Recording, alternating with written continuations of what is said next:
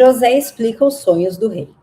2 anos se passaram. Um dia, o rei do Egito sonhou que estava de pé na beira do rio Nilo. De repente, saíram do rio 7 vacas bonitas e gordas que começaram a comer o capim da beira do rio. Logo em seguida, saíram do rio outras 7 vacas, feias, magras, que foram ficar perto das primeiras vacas na beira do rio. E as vacas feias e magras engoliram as bonitas e gordas. Aí o rei acordou.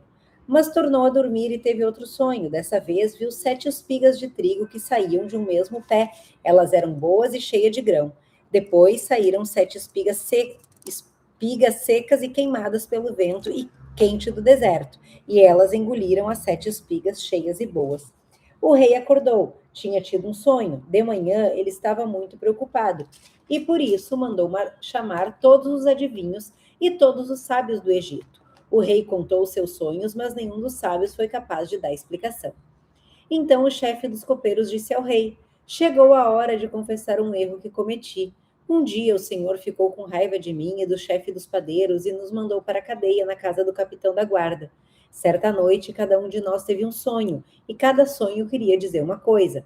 Lá na cadeia estava com a gente um moço hebreu, que era escravo do capitão da guarda. Contamos a esse moço os nossos sonhos e ele explicou o que queriam dizer, e tudo deu certo exatamente como ele havia falado. Eu voltei para o meu serviço e o padeiro foi enforcado. Então o rei mandou chamar José e foram depressa tirá-lo da cadeia. Ele fez a barba, trocou de roupa e se apresentou ao rei. Então o rei disse: Eu tive um sonho que ninguém conseguiu explicar. Ouvi dizer que você é capaz de explicar sonhos. Isso não depende de mim, respondeu José. É Deus quem vai dar uma resposta para o bem do Senhor, ó rei. Aí o rei disse: Sonhei que estava de pé na beira do rio Nilo. De repente, saíram do rio 7 vacas bonitas e gordas, que começaram a comer o capim na beira do rio. Depois saíram do rio outras 7 vacas, mas essas eram feias e magras. Em toda a minha vida, eu nunca vi no Egito vacas tão feias como aquelas. E as vacas feias e magras engoliram as bonitas e gordas, mas nem dava para notar isso, pois elas continuavam tão feias como antes. Então eu acordei. Depois tive outro sonho. Eu vi 7 espigas de trigo, boas e cheias de grãos, as quais saíam de um mesmo pé. Depois saíram as 7 espigas secas e queimadas pelo vento quente do deserto, e elas engoliram as 7 espigas cheias e boas. Eu contei os sonhos aos adivinhos, mas nenhum deles foi capaz de explicá-los. Então José disse ao rei: Os 2 sonhos querem dizer a mesma coisa. Por meio deles, Deus está dizendo ao Senhor o que ele vai fazer. As 7 vacas bonitas são 7 anos e as 7 espigas boas também são. Os 2 sonhos querem dizer uma coisa só. As 7 vacas magras e feias que saíram do rio e depois das bonitas, e também as 7 espigas secas e queimadas pelo vento quente do deserto, são 7 anos em que vai faltar comida. É exatamente como eu disse. Deus mostrou ao Senhor, ó rei, o que ele vai fazer. Virão 7 anos em que vai haver muito alimento em todo o Egito. Depois virão 7 anos de fome, e a fome será tão terrível que ninguém lembrará do tempo em que houve muito alimento no Egito. A repetição do sonho quer dizer que Deus resolveu fazer isso e vai fazer logo. José continuou: Portanto, será bom que o Senhor, ó rei, escolha um homem inteligente e sábio e o ponha para dirigir o país. O rei também deve escolher homens que ficarão encarregados de viajar por todo o país para recolher a quinta parte de todas as colheitas durante os 7 anos em que elas forem boas. Durante os anos bons que estão chegando, esses homens ajuntarão todo o trigo que puderem e o guardarão em armazéns nas cidades, sendo tudo controlado pelo Senhor. Assim, o mantimento servirá para abastecer o país durante os 7 anos de fome no Egito, e o povo não morrerá de fome. José como governador do Egito. O conselho de José agradou ao rei e aos seus funcionários. O rei lhes disse: Não poderíamos achar ninguém melhor para dirigir o país do que José, um homem em quem está o Espírito de Deus. Depois virou-se para José e disse: Deus lhe mostrou tudo, e assim está claro que não há ninguém que tenha mais capacidade e sabedoria do que você. Você vai ficar encarregado do meu palácio e todo o meu povo obedecerá às suas ordens. Só eu terei mais autoridade do que você, pois sou o rei. Nesse momento, eu o ponho como governador de todo o Egito. Então o rei tirou do dedo o seu anel sinete e o colocou no dedo de José. Em seguida, mandou que o vestissem com roupas de linho fino e pôs uma corrente de ouro no pescoço dele. Depois fez com que José subisse no carro reservado para a maior autoridade do Egito, depois do rei, e mandou que os seus homens fossem na frente dele, gritando: Abram caminho. Assim José foi posto como governador de todo o Egito. O rei disse a José: Eu sou o rei, mas sem a sua licença ninguém poderá fazer nada em toda a terra do Egito. O rei pôs em José o nome de Zefanate Paneia e lhe deu como esposa a Zenate, filha de Potífera, que era sacerdote da cidade de Heliópolis. José tinha 30 anos quando entrou para o serviço do rei do Egito. Ele saiu da presença do rei e viajou por todo o Egito. Durante os 7 anos de fartura, a terra produziu cereais em grande quantidade. E José ajuntou todos os cereais e os guardou em armazéns nas cidades, ficando em cada cidade os cereais colhidos nos campos vizinhos. José juntou tanto mantimento que desistiu de pesar, pois não dava mais. Parecia a areia da praia do mar. Antes de começarem os anos de fome, José teve 2 filhos com a sua mulher Azenate. Pôs no primeiro o nome de Manassés e explicou assim: Deus me fez esquecer todos os meus sofrimentos e toda a família do meu pai. No segundo filho pôs o nome de Efraim e disse: Deus me deu no país onde tenho sofrido. Deus me deu filhos no país onde tenho sofrido.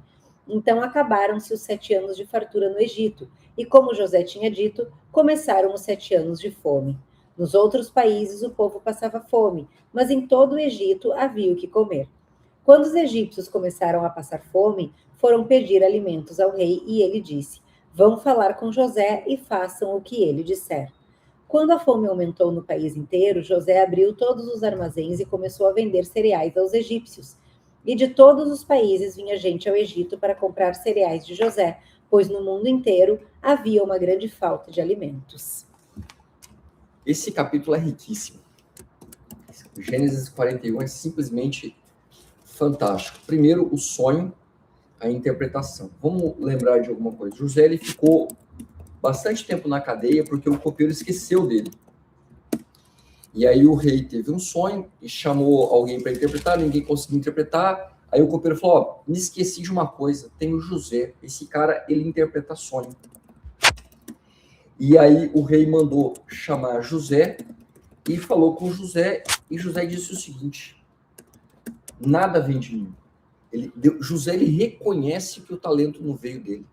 José ele diz o seguinte: ó, nada vem de mim. Se Deus quiser, Deus pode revelar para você, mas isso não vem de mim. E José conta para o rei a respeito do que vai acontecer, dos 7 anos de coisas ruins, 7 anos de coisas boas. E o rei entende e fala: bom, qual é o conselho? E olha como José se mantém humilde. José fala o seguinte: ó, você tem que escolher um homem sábio. Ele não fala assim: ó, me escolhe. Ele fala: você tem que escolher um homem sábio. Então ele se mantém humilde, ele reconhece que o talento de Deus, ele se mantém humilde. E aí vem as partes muito legais.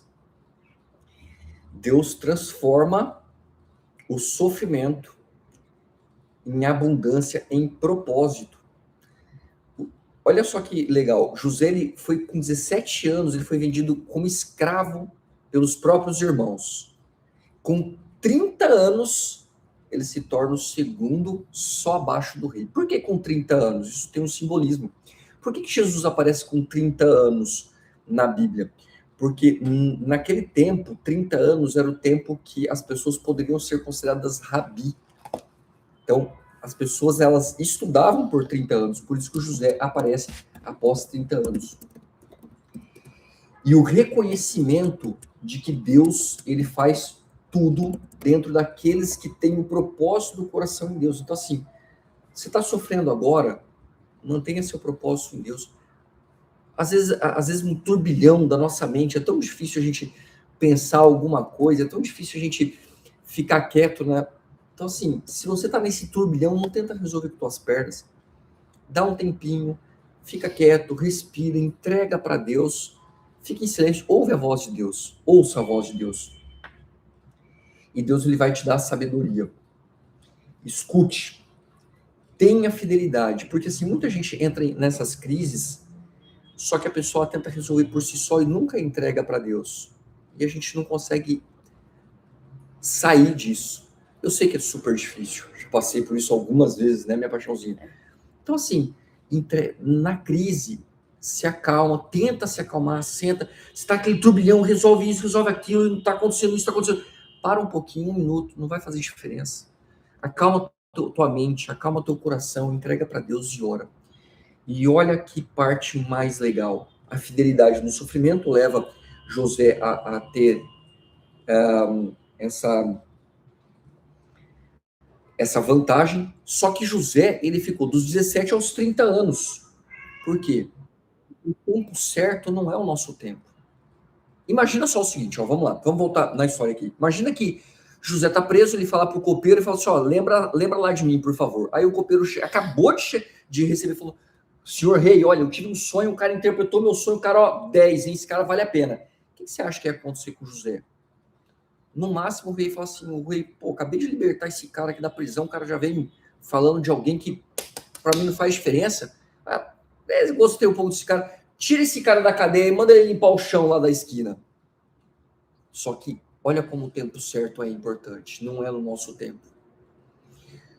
José continuou preso e continuou preso. Só que aí o rei teve o sonho, a dor era do rei, porque naquele momento José resolveu a dor do copeiro, que não ia poder fazer muita coisa por ele. Só que o rei teve a dor dele.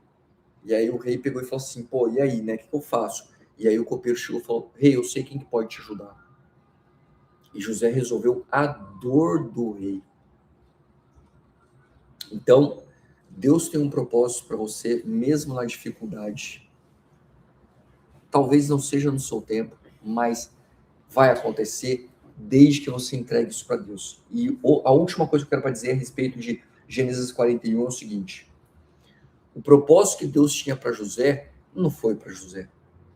Porque às vezes, a gente fica esperando um propósito para a gente, né? E olha que legal. O que Deus tinha para José, o propósito era muito maior do que José. Porque o propósito de José não foi só ele sair da cadeia e ele ser o segundo maior do Egito, não. O propósito de José foi salvar mais de uma civilização. Por quê? Porque por causa de José, ele salvou todo o povo escolhido de Deus. Então o propósito não estava só em José. É claro que José foi abençoado, mas o propósito não estava só em José. Porque através da vida de José, através do que aconteceu com José, através do tempo certo, José se tornou um grande cara? Sim. Mas através do que José fez, ele abençoou todo o povo do Egito e todo o povo de Deus. Então, o propósito ele é maior, muito maior do que eu e do que você. O propósito ele é um propósito de Deus que ele escolhe por cada um de nós. Ele escolhe por você, ele escolhe por mim porque Deus te ama. Ele é real, ele te ama e Deus quer te salvar. E ele vai dar tudo para você. Deus vai te dar tudo. Ele vai fazer tudo por você. Só que ele não vai fazer a sua parte. Isso não é pregação do... Como é? Não esqueci o nome. Da prosperidade. É, pregação da prosperidade. Deus vai fazer tudo por você, menos a sua parte. Bom, primeira coisa, eu tenho que agradecer os likes. Muito obrigado pelos likes. O canal, ele está crescendo cada vez mais. Isso mostra que a entrega está sendo razoável. Eu quero aprender com vocês. Se precisar de alguma coisa, nos ajude a aprender. A gente está aqui para crescer. E esse canal faz a minha família crescer cada vez mais.